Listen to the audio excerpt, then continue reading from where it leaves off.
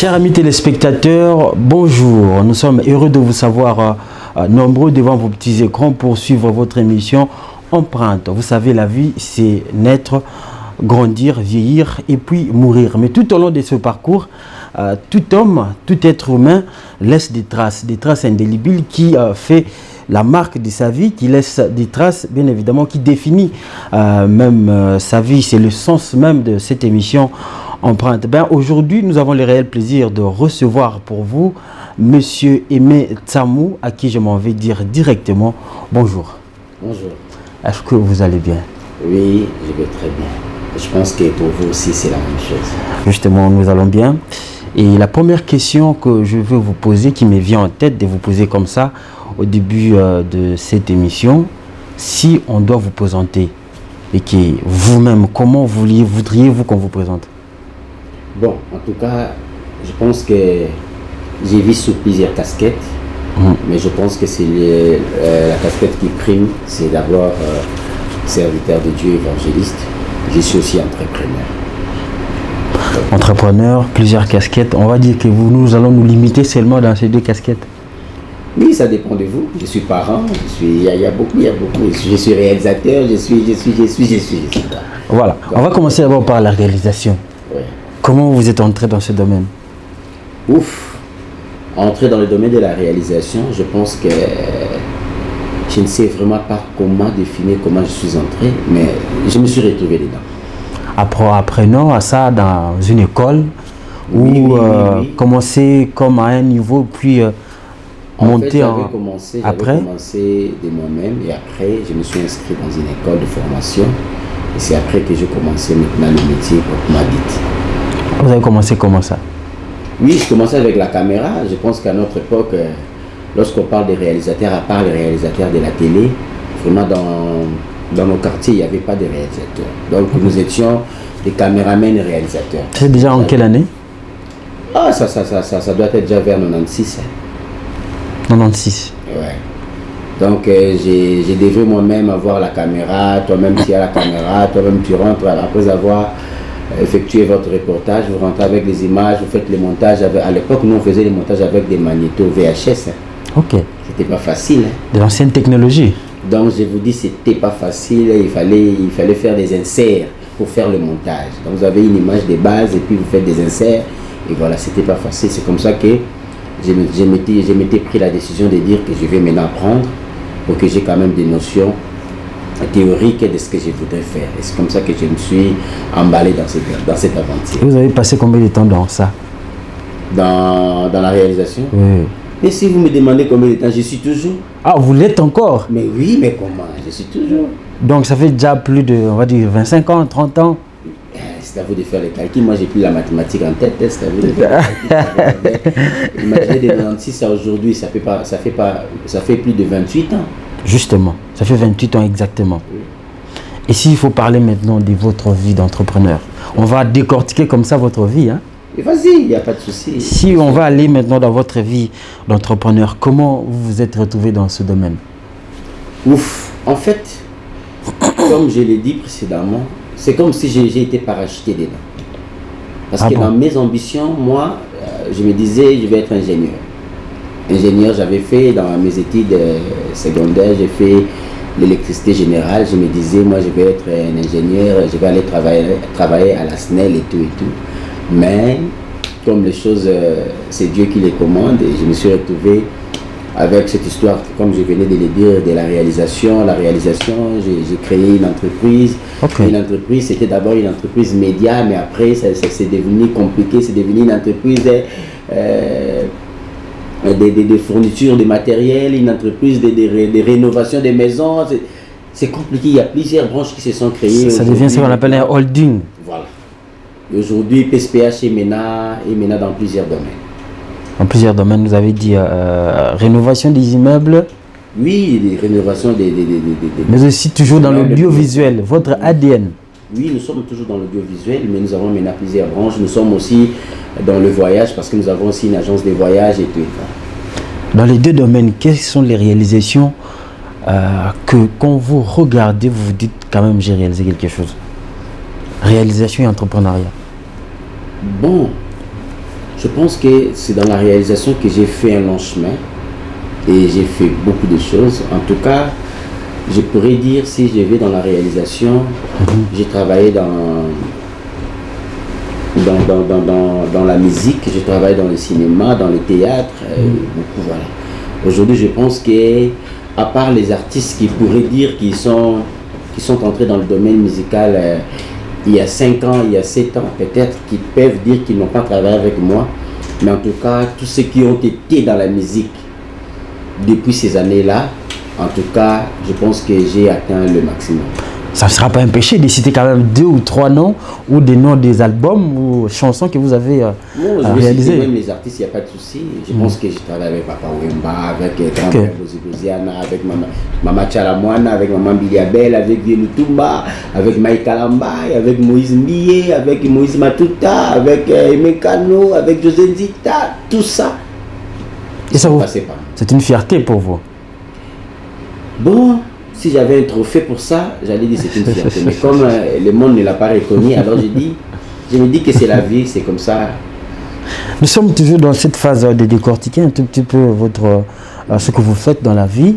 Parce que c'est ça aussi l'importance de cette émission Empreinte, servir d'exemple pour la jeunesse. Et s'il faut parler de votre vie pastorale, comment vous vous êtes retrouvé dedans? Est-ce que c'est toujours comme ça, comme c'est le cas avec la réalisation? Non, alors en tout cas, à ce qui concerne ma vie sacerdotale, voilà. C'est là où il y a toute la différence. Voilà. Ça, c'est vraiment inné. C'est depuis mon enfance. C'est depuis mon enfance que j'ai vraiment voulu être serviteur de Dieu. Et je pense que même mes parents peuvent en témoigner. C'est depuis mon enfance que j'étais toujours dans la chose de Dieu et tout. Mais arrivé un moment, je m'étais beaucoup donné à mon entrepreneuriat. Mais il y a quand même Dieu qui me rappelait, toujours qui me rappelait, moi je ne voulais pas. Moi je me disais, bon, moi j'étais consacré à 2008 comme ministre de Dieu. Mais je disais toujours à mon pasteur, moi je préfère rester commerçant. Laissez-moi dans mes entreprises, comme j'étais aussi partenaire numéro 1 de l'église, j'ai dit laissez-moi dans mes entreprises. Mais j'étais déjà un bon prédicateur parce que j'ai commencé à prêcher depuis les années 96. J'étais déjà un prédicateur. Un bon alors. Mais je me disais, moi, dans ces histoires-là, Dieu, laisse-moi travailler, laisse-moi faire mes histoires. Mais je vous dis, lorsque Dieu vous rattrape comme il en a fait avec Jonas, ça devient compliqué. Vous risquez de faire périr d'autres personnes. C'est comme ça que j'ai pris la décision de dire à Dieu, bon, en tout cas, chapeau bas. Donc aujourd'hui, vous avez tout laissé? Dire tout laisser, c'est vraiment aller à l'extrême, mais je me suis beaucoup focalisé dans le ministère. L'entreprise existe, il y a maintenant des enfants qui sont là, j'ai maintenant des enfants qui sont déjà matures et qui prennent déjà les relèves petit à petit. Il y a aussi des gens que j'ai formés qui prennent aussi les relèves de l'entreprise. Mais moi, en tout cas, sur 100%, je suis maintenant à 70% dans le pastoral. C'est dans quelle église déjà, pasteur et Samoa a été consacré? Moi j'ai été consacré au ministère évangélique Armée de Gloire. C'est là où je viens, le pasteur Michel King. Je le salue d'ailleurs s'il regarde l'émission. C'est de là que je viens. Mais maintenant j'ai un ministère que je suis en train de conduire, c'est EDES Ministries, Évangile de Salut Ministries, dont nous avons maintenant 2 paroisses. Nous avons ouvert il y a 5 ans. Et maintenant là nous avons déjà des paroisses et nous sommes en train de venir. Donc on va dire aujourd'hui que c'est possible d'exercer même 3 métiers pour un Congolais, surtout pour des jeunes. C'est possible de travailler et donner le meilleur de soi. Et bien sûr, pourquoi pas. Tout dépend de la capacité, de la vase que vous pouvez recevoir le don de Dieu. Parce que moi, je dis que tout ce que nous pouvons faire, c'est d'abord un don de Dieu. C'est d'abord des talents que Dieu nous donne. Et Dieu les donne à chacun selon qu'il a donné aussi la capacité d'en recevoir. On va revenir un tout petit peu en arrière. On va parler un tout petit peu de votre jeunesse. Comment elle a été et vous êtes sorti de quelle famille, de quel coin dans la ville ou dans le pays? En tout cas, dire de ma jeunesse, ma jeunesse a été très mouvementée. Comment ça? Très mouvementée. J'étais un garçon très turbulent. Je voulais toujours les bagarres de rire. À cette époque-là, je faisais les taekwondo. Après, je suis allé faire le jiu-jitsu. Donc j'étais un garçon qui voulait se battre, mais un garçon très intelligent. Voilà. Parce que moi, j'arrivais à être premier de l'école. Je pense que mes amis vont me regarder. Raison pour laquelle vous allez voir à un moment, les musiciens, ils étaient en train de dédicacer quelqu'un, ils appelaient les premiers de l'école, les premiers de l'école. C'était moi qui étais en train de dédicacer. Ok. Vous allez voir les oisés quoi et tout, ils dédicaçaient les premiers de l'école.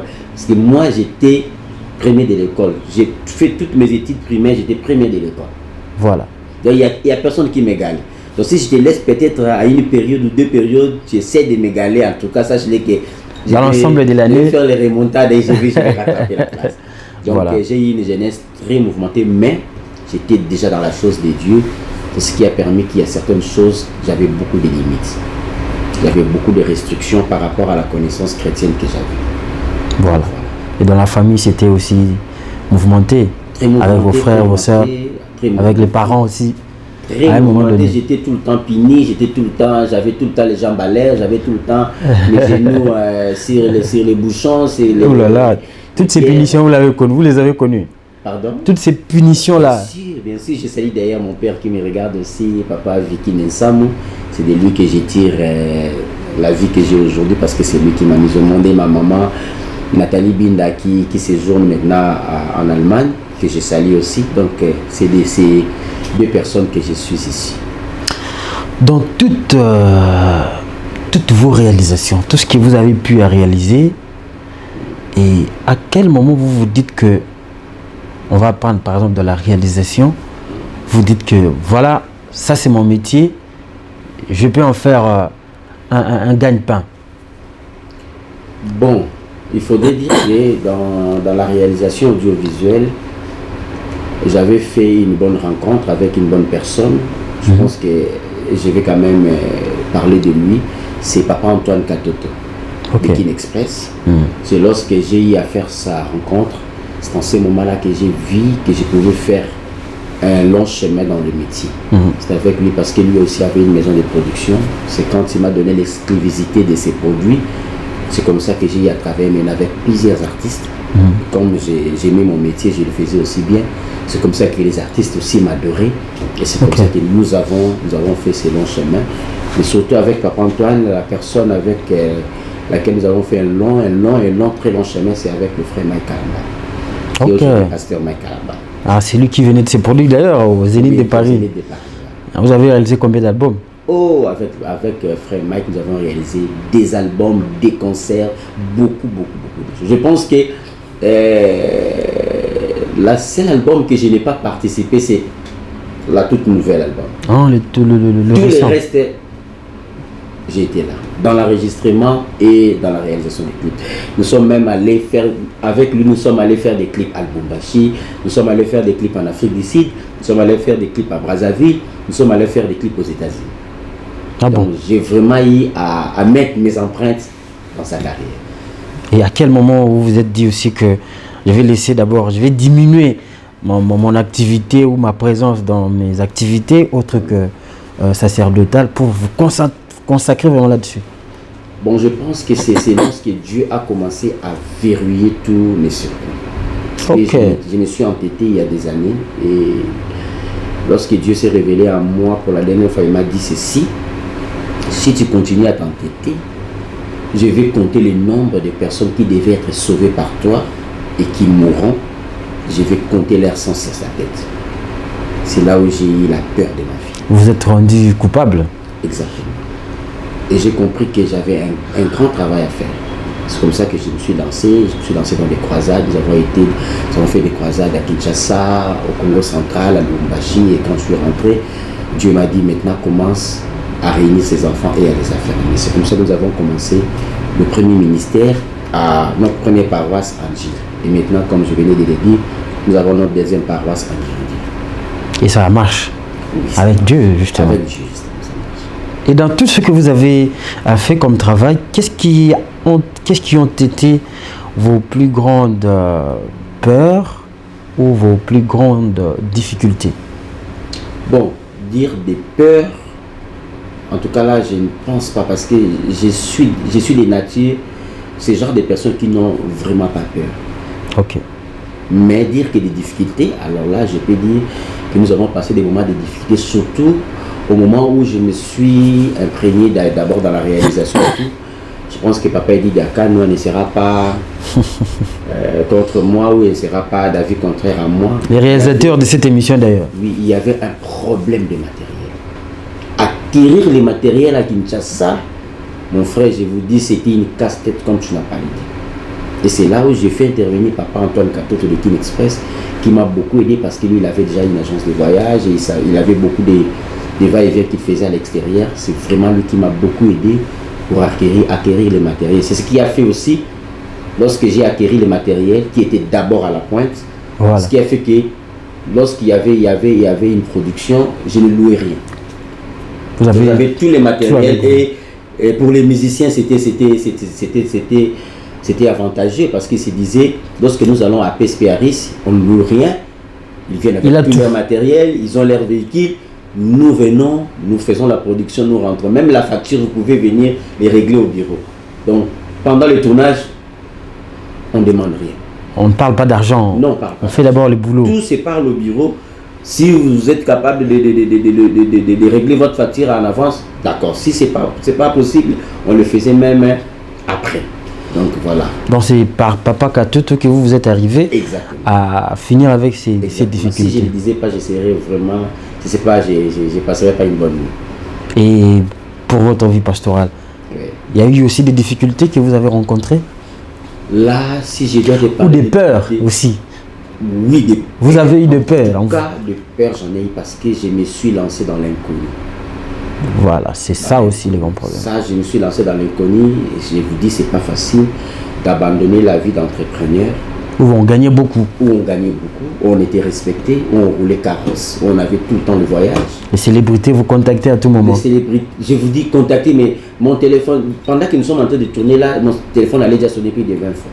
Et maintenant, depuis que vous êtes là, comment vous avez observé? Qu'est-ce que vous avez observé? Mon téléphone n'a presque pas sonné. Justement. Parce que même quand ils se sont rendus compte que je me suis lancé dans les pastorales, il y a beaucoup qui se sont déconnectés. Okay. C'était la pure des difficultés que j'ai rencontrées. Quand vous avez vu, vous avez vécu ce basculement-là, famille, je t'ai dit qu'il y avait les trains de vie. Il y a des moments où j'ai passé toute la journée en train de pleurer. Oh là là. Oui. Donc il roulait carrosse, revenir à pied, j'ai fait les pieds pendant des années. Je n'ai plus de véhicule. J'étais loin de mes enfants, loin de ma famille. Je manquais même à manger. Il y a des jours où je dormais affamé et le changement s'est fait tellement brusque. Vous n'étiez pas préparé? Non, j'étais préparé, j'avais mon entreprise qui fonctionne, j'avais des entités qui fonctionnent. Mais à un moment donné, quand vous vous dites que je vais me mettre à contre-courant du diable, le diable aussi va se mettre à contre-courant de vous. Voilà, il vous faire subir des... Ils vont faire subir parce que la Bible le dit, même Christ le dit. Lorsque vous voulez construire une maison, il faudrait d'abord faire les calculs. Vous voyez? Et c'était les prix à payer et je n'avais pas le choix. Donc je devais passer par le désert.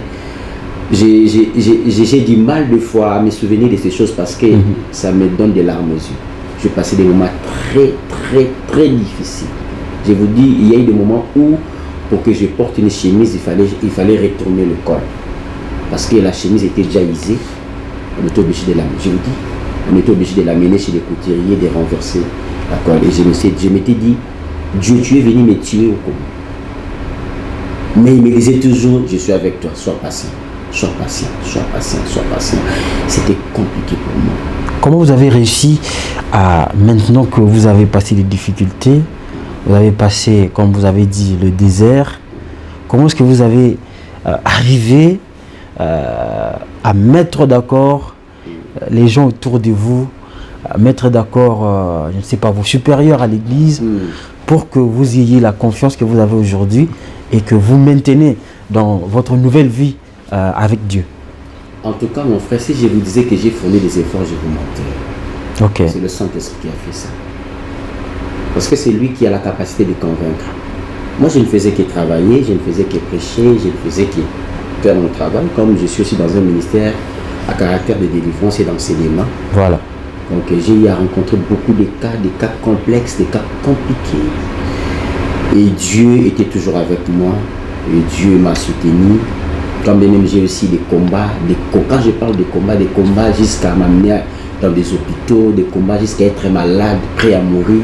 Il y a des moments où j'ai laissé déjà des derniers mots à mes enfants pour leur dire je pars. Mais ça n'était pas arrivé. Mais je te dis, je me réveille le matin, je suis en vie. Avec les enfants. Avec les enfants. Ils sont là, je pense que mon deuxième fils est là, il peut vous le témoigner. Il y a des moments où je les ai invités, venez prier pour moi parce que je sens que je vais partir. Ah, c'était dur. C'était dur, j'ai passé 3 ans de dur labeur. Je suis allé implanter une église là où je n'ai jamais été. Moi, je ne suis pas de Tchango, moi je suis né à Kasavubu, j'ai grandi à Ngiringiri. Mais Dieu, soudain, il me dit, va commencer à Tchango Anjili, là où je n'ai ni oncle, ni camarade, je n'ai personne. Et souvent, dans ces genres de situations, il y a toujours aussi madame qui te dit, non, mais pourquoi tu as laissé ça, tu dois revenir. Ces genres de pression, vous ne les avez pas eu. Sincèrement, je vais vous dire, c'est là où Dieu m'a forgé. Dieu a forgé mon caractère.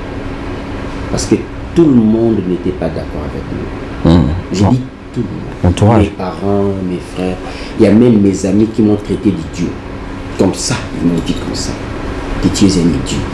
Apparemment comme Job, ça. Je t'ai dit que les gens m'ont traité d'idiot pour me dire que tu ne comprends pas ce que tu fais.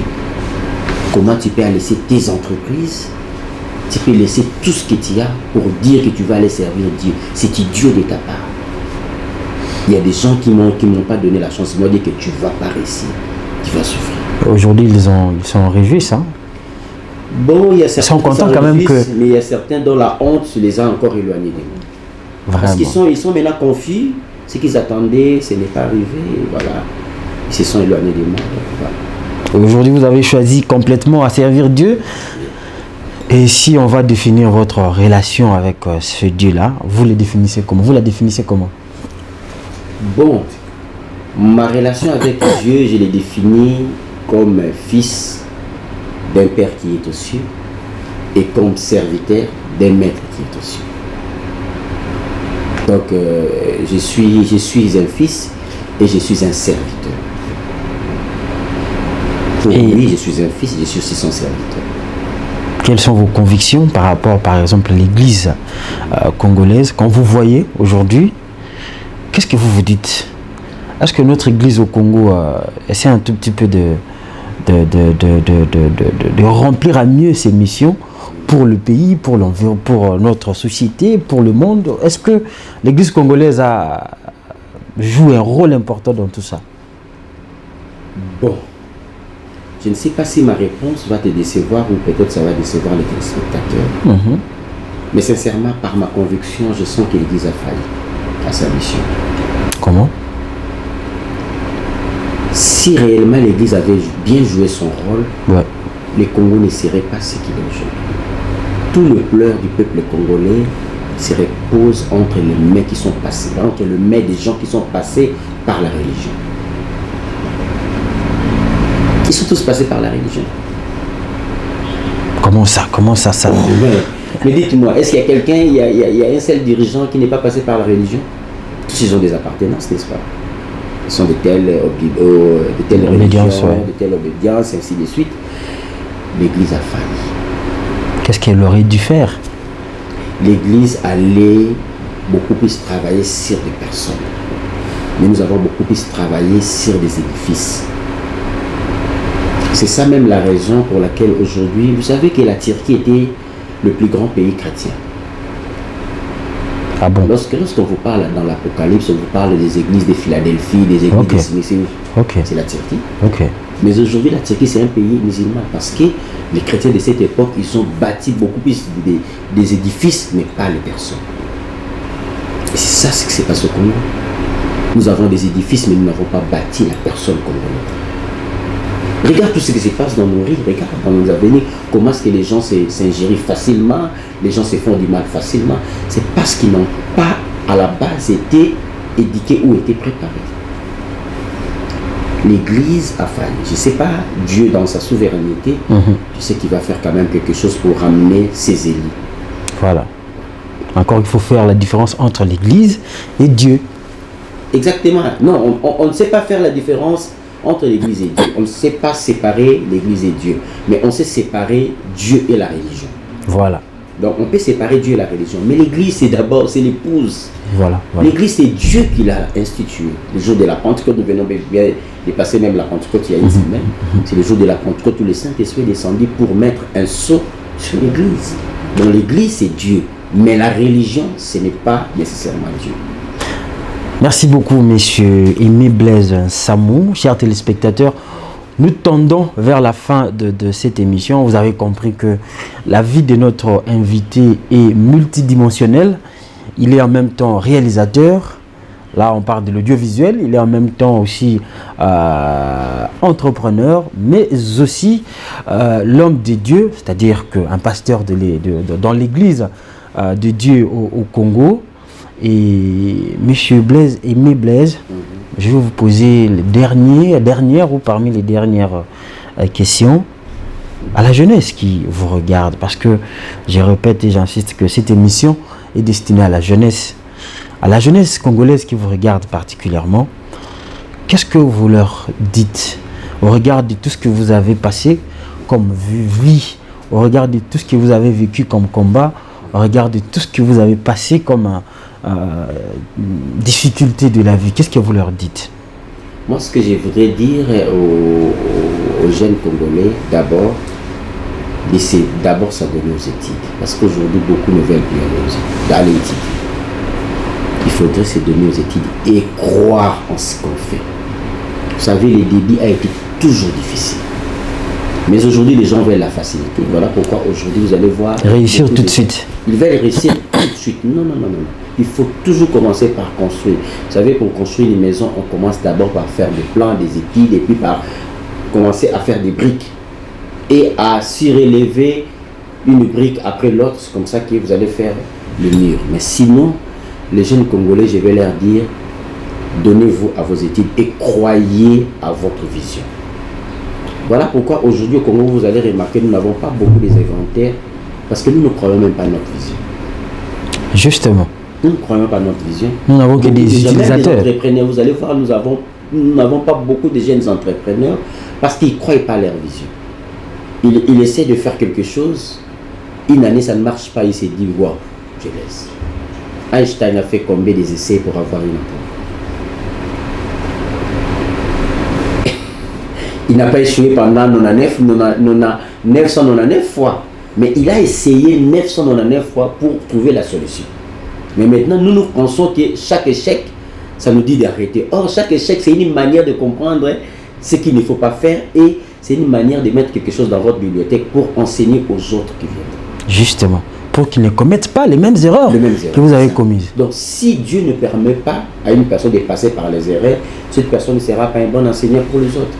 Donc nous sommes obligés de passer par des erreurs, de trébucher des fois, de faire des... Moi, je te dis que j'ai des fois investi dans beaucoup de choses qui ont échoué. Vous investissez, vous prenez un local, vous payez la garantie, vous arrivez à fin de contrat, vous avez même la dette du bailleur. Mais ça ne vous a pas empêché de continuer à investir dans d'autres activités. Lorsqu'il y a un son d'investissement qui arrive, j'ai réinvesti encore. C'est comme ça que les choses finissent par marcher.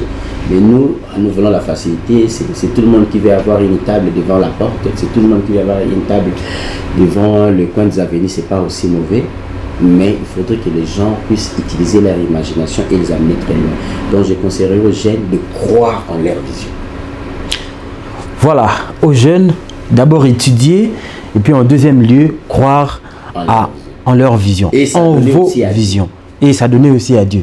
Ça, c'est le troisième conseil. On retient de M. Aimé Blaise Samou. C'est la fin de cette émission, mesdames et messieurs. Vous avez compris, vous avez entendu. C'était Empreinte. Nous allons vous retrouver au prochain numéro avec les mêmes plaisirs, aux mêmes heures. Merci. Au revoir.